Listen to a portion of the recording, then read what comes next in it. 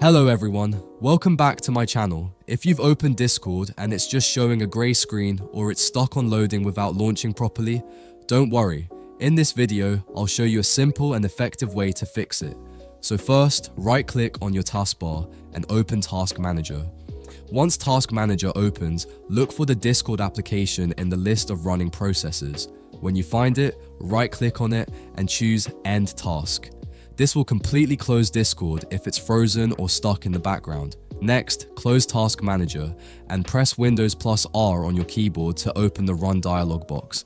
Now type %AppData% and then press Enter. This will open the AppData folder on your computer. In this folder, look for the Discord folder. Once you find it, right-click on it and select Delete. Don't worry, this won't delete your account or messages, it just removes the old cached data and temporary files that might be causing the issue. After you've deleted that folder, go ahead and reopen the Discord application. It will recreate fresh files automatically when it starts up.